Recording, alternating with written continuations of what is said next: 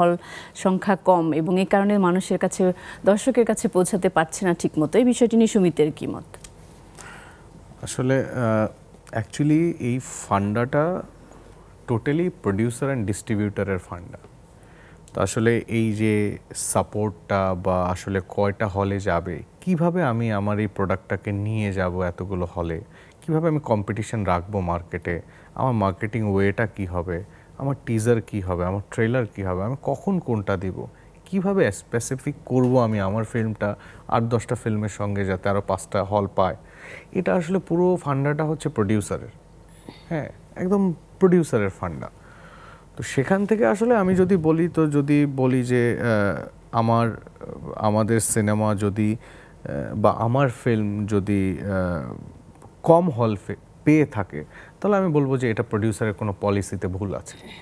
হ্যাঁ, বাট আমি এটা দিয়ে আবার বলবো যে I am so happy and I am so lucky যে দ্যাট আমার প্রোডাক্ট, হ্যাঁ, আসলে প্রোডাক্টটা খুব ভালো, অতটা খারাপ না।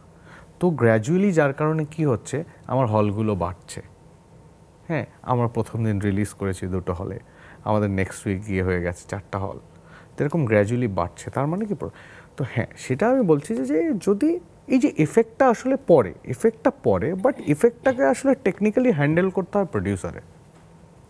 এটা টোটালি ফান্ডাটা প্রডিউসারে।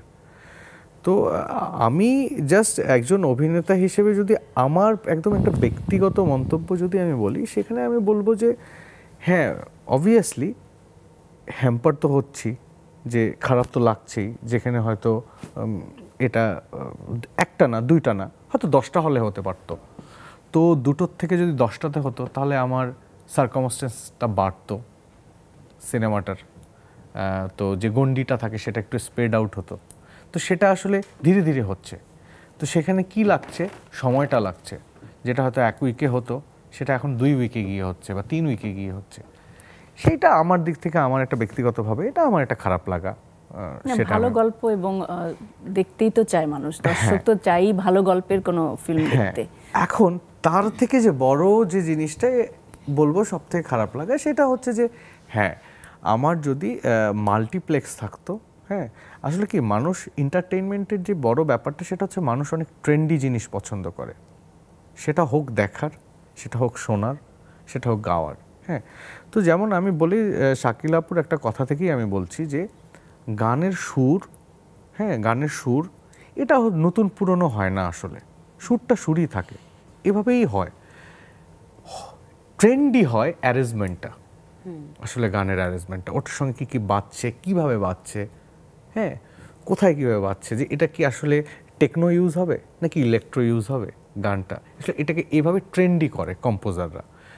তো সিনেমাটাও এরকম, বা সিনেমার যে প্রজেকশনটা সেটাও এরকম, আসলে ট্রেন্ড কিভাবে চাচ্ছে প্রজেকশনটাকে। হ্যাঁ, তো আমার মনে হয় সেই হিসেবে আমাদের হল সংখ্যা খুব কম। সেটার হয়তো আমি বলবো হ্যাঁ, আমিও একটু ভিকটিম, আমার সিনেমা ভিকটিম অ্যাকচুয়ালি। আমি ভিকটিম না, আমার সিনেমা ভিকটিম, যেহেতু আমি প্রোডাক্টের সঙ্গে রিলেটেড, ওটার মানের উপরেও আমার ক্যারিয়ার ডিপেন্ড করছে। তো সেদিক থেকে অবভিয়াসলি আমি, দীপ, আমরা সবাই এটা ভিকটিম আমি বলবো। যদি আরো ফিল্মটার সাথে যারা আছি সবাই যদি আরো 100-150 আরো বেশি সিনেমা হল থাকতো, তো সেখানে যেমনি আরো অনেকগুলো সিনেমাও চলতো, হয়তো সেখানে আরো 2-1টাতে আমার সিনেমা চলতো। বাট আমি এটাকে বলবো যে এই যে সিনেমা হলের যে ব্যাপারটা, সিনেমা হলের ব্যাপারটা আসলে পুরোটাই প্রডিউসার অ্যান্ড ডিস্ট্রিবিউশনের ব্যাপার।